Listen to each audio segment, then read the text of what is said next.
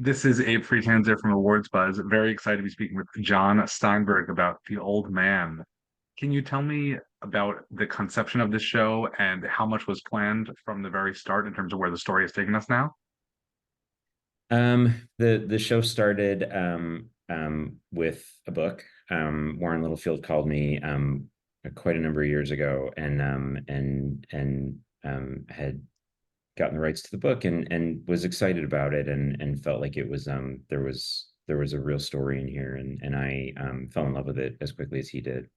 And I think in early conversations with Thomas Perry, the author, was he was very generous in granting um, as much freedom to maneuver and to imagine and to adapt and to build new parts to the story as I wanted and has remained that way through the whole process. So I think some of the story um, that is still playing out in season two and would in a season three was conceived pretty early, in terms of where I was hoping these characters would go, and some of it is something that I think we find as we go and as we fall in love with things and really as everybody, as the actors, as these characters sort of develop their own voices and they end up having a, a material amount of things to say about where the story's going. I want to speak freely, assuming that everybody watching this has already seen the finale, but I do think that the title is not necessarily inaccurate anymore, but also it could refer to any number of characters, which is really interesting to me. I think pretty early on it felt right to me that that was no one's name. It was an idea, and that if you asked anyone in the show who that was for them, you'd probably get different answers. And so I think that seems to be how the chips fell. I think when the story laid out is that there are a lot of old men in the story, and some of them aren't that old. Well, I also think in season two, Jeff Bridges really doesn't feel like the lead anymore. You don't see him as much. He grunts a little bit less, and you have other people taking on more of a lead role. It's this cast is an embarrassment of riches. It's every time you start a new scene, you just don't want it to stop.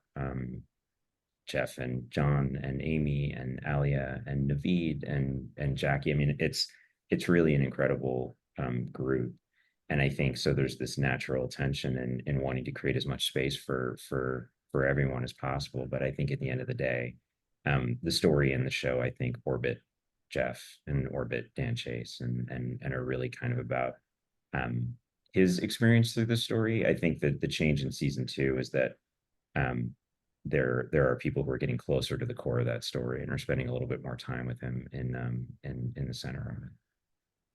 There's also an interesting contradiction because the show obviously is very globe-trotting. These characters heading all the way across the world, just pretty not easily, but quickly, let's say. Right. And then you have all these conversations that are happening over the phone, and there are times where you don't even see people, and I think that's just so fascinating because it's so global, but also so intimate and distant at the same time.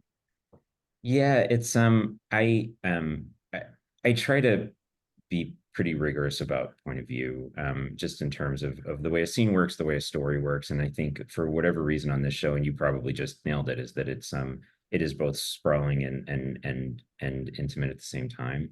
The phone's a weird device. It really does sort of matter what end of that call you're on in terms of how you feel about it as an audience and what you take from it. So there's a fair amount of thought put into where the camera lives in any of those conversations, or if it even lives on both sides at all.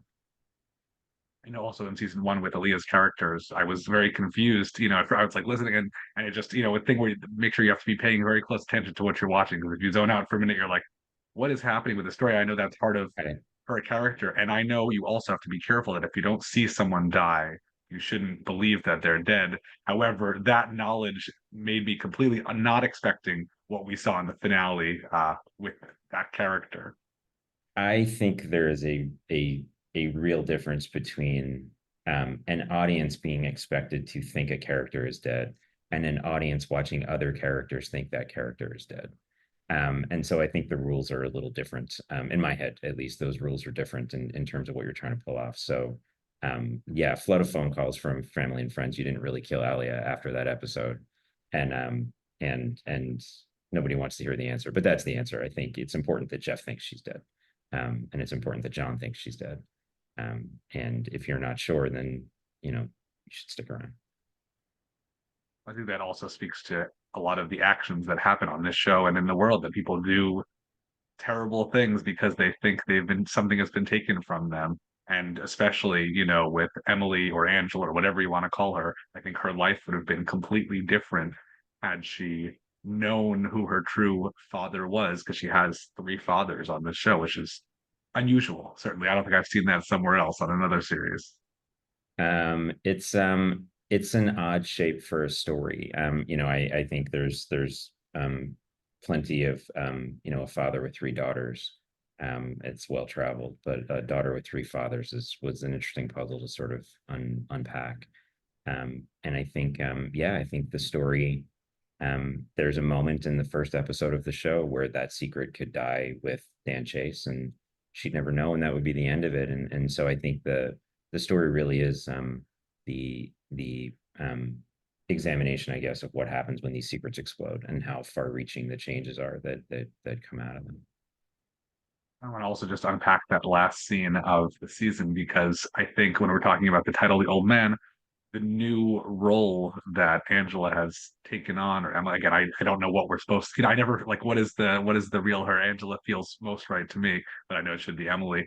That she's taken on feels like something that should be an old man, a seasoned, mysterious male veteran, whatever. And instead, it's somebody who's a lot younger and has seen a lot of what other people have been through. Can you talk me through just building towards that, and without giving anything too much away, what might be next in a theoretical third season for her?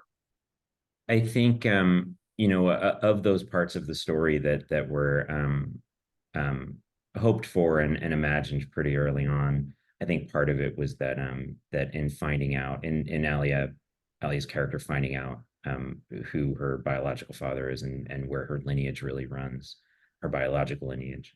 Um, that there was a Michael Corleone story to be told, that she was a princess who had grown up in exile. And I think when you look at it that way, the idea that she would step into her father's shoes and and acquire and be changed by a tremendous amount of power very quickly was an interesting way of telling that story, and of changing her in a way that would make her relationship with her childhood father, with Dan Chase, really complicated.